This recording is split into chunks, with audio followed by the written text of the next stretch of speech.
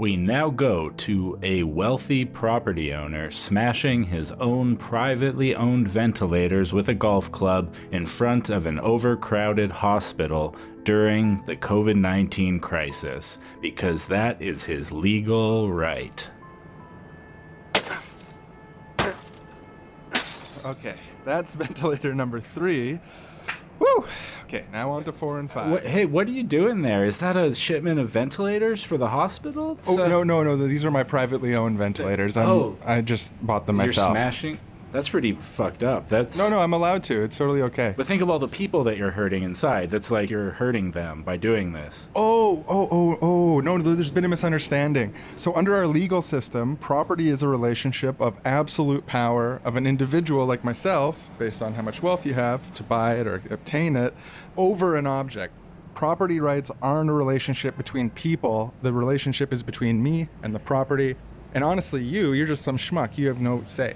And nor do the patients or doctors. These are mine, so I'm allowed to just smash them. And I want to. That doesn't seem right. I mean, I guess, I could break my phone right now if I want. We can break things we own. Yeah, you could just throw it on the pavement. I mean, I invite you to. It's pretty fun. But I don't want to do that because I need my phone, and people need these ventilators. Someone put all this work into building these. People are dying. I put work into earning money to buy ventilators to smash in front of a hospital during COVID. Yeah, but you exist in a society. The idea that you could destroy your property with no regard to how that affects anyone else, it's abusive, I would say. Abusus. No, I said abusive. Abusus is the Roman legal protected right to abuse and destroy your property.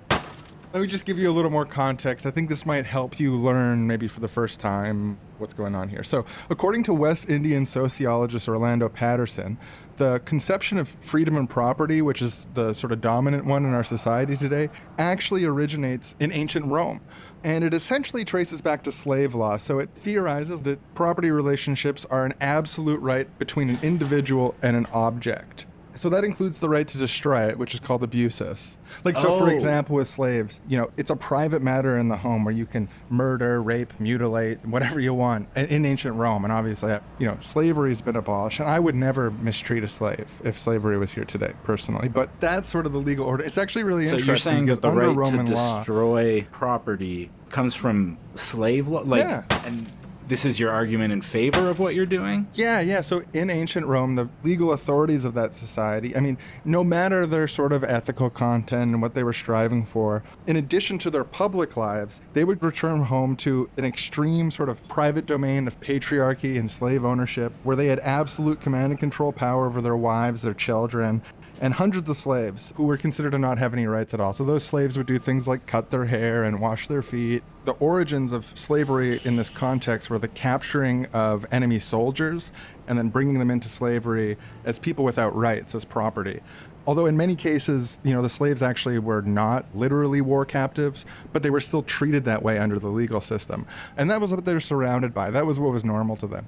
You can trace a direct genealogy from that slave society's conception of property to the current day. In our current society, obviously, slavery has been abolished, and I would never mistreat a slave. I would never do that. I'm a good person.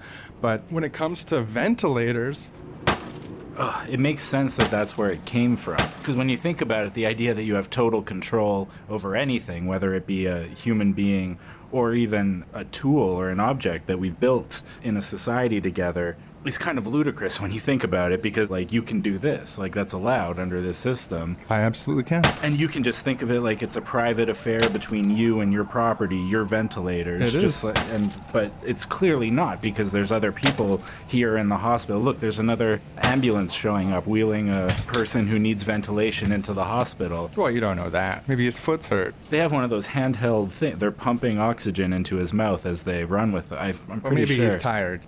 I don't even know why you're fighting on this, because if he needs it or not, it doesn't matter to you, right? You just said that. You're going to keep smashing either way. It's actually really interesting because it's often theorized that a smaller society can be more egalitarian naturally, and as you scale up, hierarchy sort of naturally occurs. But this is sort of a counterintuitive example of maybe the opposite, because these are cases where slaves that masters had absolute rights over were doing care work in the home, cooking for the family and stuff like that. And same with patriarchal relations in this context, women doing the care work in the household, but then having a patriarchal sort of authority of the household who can command and control them. It's a very hierarchical relationship at a very, very small scale.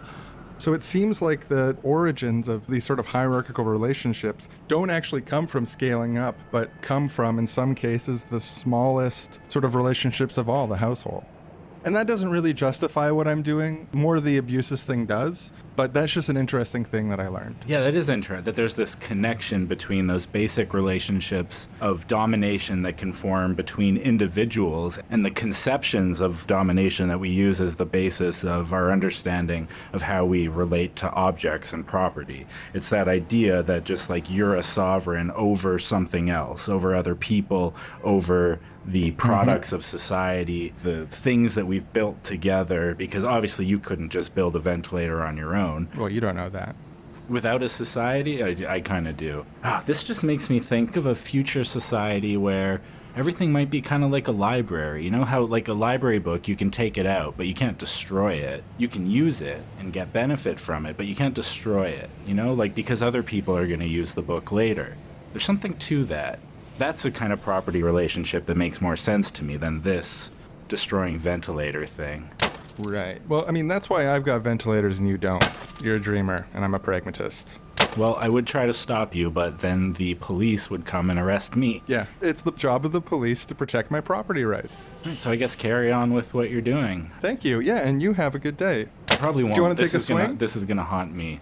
No, thank you. Don't let it haunt you. Oh, it will. You're surrounded by stuff like this every day. You got to be desensitized to it by now. I am, but this is just such a particularly in-my-face example of it. Yeah, it's a rough one. It's hard to ignore this one.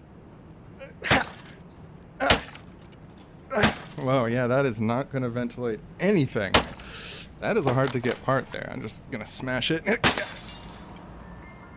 And that was a wealthy property owner exercising his legal rights.